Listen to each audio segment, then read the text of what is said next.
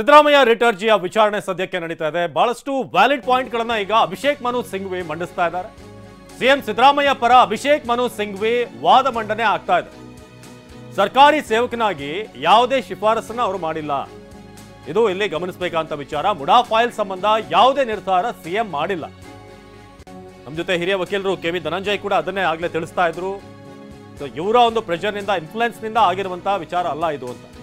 ಸರ್ಕಾರಿ ಸೇವಕನಾಗಿ ಅವ್ರೇನಾದ್ರೂ ಇನ್ಫ್ಲುಯೆನ್ಸ್ ಮಾಡಿದ್ರೆ, ಶಿಫಾರಸು ಮಾಡಿದ್ರೆ, ಹೌದು ಇದು ಸಿದ್ದರಾಮಯ್ಯನವರೇ ಪ್ಲಾನ್ ಮಾಡಿ ಇಂಥ ಒಂದು ಆಸ್ತಿಯನ್ನ ಒಳಗೆ ಹಾಕುವಂತ ಪ್ರಯತ್ನನೋ ಅಥವಾ ಬೇರೆನೋ ಉದ್ದೇಶ ಇತ್ತು ಅಂತ. ಆದ್ರೆ ಇಲ್ಲಿ ಆ ರೀತಿ ಆಗಿಲ್ಲ. ಹೊಸ BNS ಕಾಯ್ದೆಯನ್ನ ತಪ್ಪಾಗಿ ಅರ್ಥೈಸಲಾಗಿದೆ. ತಮ್ಮ ಕರ್ತವ್ಯದ ಭಾಗವಾಗಿ ಸಿಎಂ ತೀರ್ಮಾನವನ್ನ ಕೈಗೊಂಡಿಲ್ಲ. ಆದರೂ ಕೂಡ ವಿವೇಚನಾರಹಿತವಾಗಿ ರಾಜ್ಯಪಾಲರು ಅನುಮತಿ ನೀಡಿದ್ದಾರೆ. ಸಿಎಂ ಸಿದ್ದರಾಮಯ್ಯ ಪರ ಅಭಿಷೇಕ್ ಮನು ಸಿಂಘ್ವಿ ವಾದ ಮಂಡಿಸಿದ್ದಾರೆ. ಅಂದ್ರೆ ತಮ್ಮ ಅಧಿಕಾರ ಏನಿದೆ ಅದನ್ನ ದುರುಪಯೋಗ ಮಾಡಿಕೊಂಡು ಅವರೇ ತಮಗೆ ಬೇಕಾದಂತಹ ಸೈಟ್ಗಳನ್ನ ಹಗರಣ ಏನಾದರೂ ಮಾಡಿದ್ರೆ ಅಥವಾ ತಮಗೆ ಬೇಕಾದ ಹಾಗೆ ಅವರ ಹೆಸರಿಗೆ ಮಾಡ್ಕೊಂಡಿದ್ರೆ ಆಗ ತಪ್ಪಾಗ್ತಾ ಇತ್ತು. ಆದರೆ ಅವರೇ ಕರ್ತವ್ಯದಲ್ಲಿ ಇದ್ಕೊಂಡು ಅದರ ಭಾಗವಾಗಿ ಸಿಎಂ ಇಂಥ ತೀರ್ಮಾನವನ್ನು ಕೈಗೊಂಡಿಲ್ಲ. ಇದನ್ನ ರಾಜ್ಯಪಾಲರು ಗಮನಿಸಬೇಕಾಗಿತ್ತು.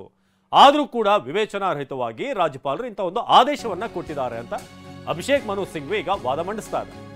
ಹಾಗೇನೆ ಕ್ಯಾಬಿನೆಟ್ ಸಲಹೆ ತಿರಸ್ಕರಿಸಿ ಆದೇಶವನ್ನ ನೀಡೋ ಹಾಗಿಲ್ಲ. ಇದಕ್ಕೆ ವಿವರಣೆಯಾಗಿ ಮಧ್ಯಪ್ರದೇಶದ ಕೇಸ್ನ ತೀರ್ಪನ್ನು ಕೂಡ ಉಲ್ಲೇಖ ಮಾಡಲಾಗಿದೆ.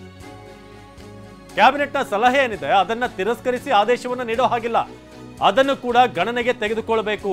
ಮಧ್ಯಪ್ರದೇಶದ ಕೇಸನ್ನ ಉಲ್ಲೇಖಿಸಿ ಇಲ್ಲಿ ಅಭಿಷೇಕ್ ಮನು ಸಿಂಘ್ವಿ ಈಗ ವಾದ ಮಂಡಿಸ್ತಾ ಇದ್ದಾರೆ. ಈ ಒಂದು ವಿಚಾರಕ್ಕೆ ಸಂಬಂಧಪಟ್ಟ ಹಾಗೆ ಕ್ಯಾಬಿನೆಟ್ನ ಡಿಸಿಷನ್ ಏನಿತ್ತು, ಸಲಹೆ ಏನಿತ್ತು, ಆ ಶೋಕಾಸ್ ನೋಟಿಸ್ನ ವಾಪಸ್ ಪಡೀರಿ ಅನ್ನೋ ವಿಚಾರ ಏನಿತ್ತು ಅದನ್ನ ರಾಜ್ಯಪಾಲರು ಗಣನೆಗೆ ತೆಗೆದುಕೊಳ್ಳಬೇಕಾಗಿತ್ತು.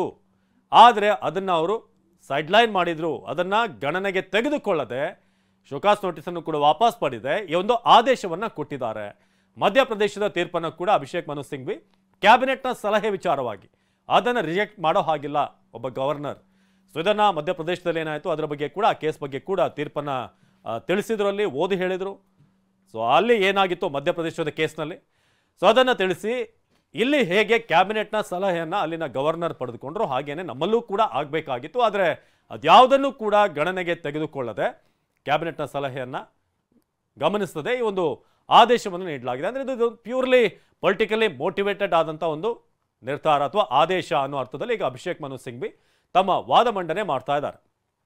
ಸೊ ಬಹಳಷ್ಟು ವಿಚಾರಗಳನ್ನ ಈಗ ತಿಳಿಸಲಾಗ್ತಾ ಇದೆ. ಒಂದು ಬಹಳ ಮುಖ್ಯವಾಗಿ ತಿಳಿಸಿರುವಂತಹ ವಿಚಾರ ಅಂತಂದ್ರೆ, ಒಬ್ಬ ಸೇವಕನಾಗಿ, ಸರ್ಕಾರಿ ಸೇವಕನಾಗಿ ಒಂದು ಆದೇಶವನ್ನು ಅವರು ಹೊರಡಿಸಿಲ್ಲ ಅಥವಾ ಅವರ ಇನ್ಫ್ಲುಯೆನ್ಸ್ ಮೂಲಕ ಆಗಿರುವಂಥದ್ದಲ್ಲ ಈ ಮುಡಾ ವಿಚಾರ. ಹಾಗಾಗಿ ಇಲ್ಲಿ ಸಿಎಂ ಸಿದ್ದರಾಮಯ್ಯನವ್ರನ್ನ ಪ್ರಶ್ನೆ ಮಾಡುವಂಥ ಅಥವಾ ಅವರ ವಿರುದ್ಧ ಈ ವಿಚಾರಣೆಗೆ ಆದೇಶ ನೀಡುವಂಥ ಪ್ರಶ್ನೆಯೇ ಬರೋದಿಲ್ಲ ಅಂತ ಇಲ್ಲಿ ಸ್ಪಷ್ಟವಾಗಿ ಅಭಿಷೇಕ್ ಮನು ಸಿಂಘ್ವಿ ತಮ್ಮ ವಾದ ಮಂಡನೆಯಲ್ಲಿ ತಿಳಿಸ್ತಾ ಇದ್ದಾರೆ. ಸೊ ಸಿದ್ದರಾಮಯ್ಯ ಸಲ್ಲಿಸಿದ್ದಂಥ ಅರ್ಜಿ ವಿಚಾರಣೆ ಆರಂಭ ಆಗಿದೆ. ರಾಜ್ಯಪಾಲರ ಒಂದು ಆದೇಶಕ್ಕೆ ಸಂಬಂಧಪಟ್ಟ ಹಾಗೆ ಕೇಂದ್ರ ಸರ್ಕಾರದ ಸಾಲಿಸಿಟರ್ ಕೂಡ ಅಲ್ಲಿ ಆಗಮಿಸಿದ್ದಾರೆ. ಸೊ ಹೇಗೆ ಹಿರಿಯ ವಕೀಲರು ಈಗ ವಾದ ಮಂಡನೆ ಮಾಡ್ತಾ ಇರೋದು, ಮಧ್ಯಪ್ರದೇಶದ ಕೇಸನ್ನು ಕೂಡ ಈಗ ಕೋರ್ಟ್ ಮಾಡಲಾಗಿದೆ. ಸೊ ಏನೇನು ಆಗಿದೆ ಹಿಂದೆ ಬೇರೆ ಬೇರೆ ಕೇಸ್ಗಳಲ್ಲಿ ಅದರ ಒಂದಷ್ಟು ಕೋರ್ಟ್ಗಳನ್ನು ಕೂಡ ಈಗ ಅಭಿಷೇಕ್ ಮನು ಸಿಂಘ್ವಿ ಇವತ್ತು ಕೋರ್ಟ್ನಲ್ಲಿ ಮಾಡ್ತಾ ಇದ್ದಾರೆ. ಸೊ ಪ್ರಾಸಿಕ್ಯೂಷನ್ ಅನ್ನು ಪ್ರಶ್ನಿಸಿ ಸಿಎಂ ಸಲ್ಲಿಸಿರುವಂಥ ರಿಟ್ ಅರ್ಜಿ ಈಗ ವಿಚಾರಣೆಗೆ ಒಳಗಾಗ್ತಾ ಇದೆ.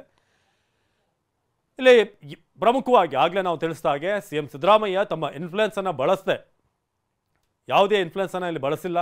ಅವ್ರಿಗೇನು ಬಂದಿತ್ತು ಈ ಸೈಟ್ ಏನಿದೆ ಮುಡಾ ಸಂಬಂಧಪಟ್ಟ ಹಾಗೆ, ಸೊ ಅದರ ಪ್ರಕಾರ ಎಲ್ರಿಗೂ ಹೇಗಾಗಿದೆ ಅವ್ರಿಗೂ ಕೂಡ ಅಲ್ಲಿ ಸೈಟನ್ನು ನೀಡುವಂಥ ವಿಚಾರಕ್ಕೆ ಸಂಬಂಧಪಟ್ಟಾಗ ಇದರಲ್ಲಿ ಯಾವುದೇ ರೀತಿಯಾದಂಥ ಹಸ್ತಕ್ಷೇಪ ಇಲ್ಲ ಅಥವಾ ತಮ್ಮ ಅಧಿಕಾರವನ್ನು ಅವರು ಪ್ರಯೋಗ ಮಾಡಿಲ್ಲ.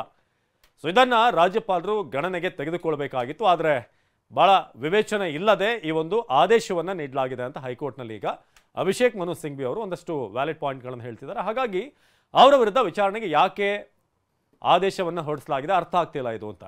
ಸರ್ಕಾರಿ ಸೇವಕನಾಗಿ ಒತ್ತಡ ಹೇರಿ ಮುಡಾ ಫೈಲ್ ಸಂಬಂಧ ಅವ್ರು ಯಾವುದೇ ನಿರ್ಧಾರವನ್ನು ಕೈಗೊಂಡಿಲ್ಲ.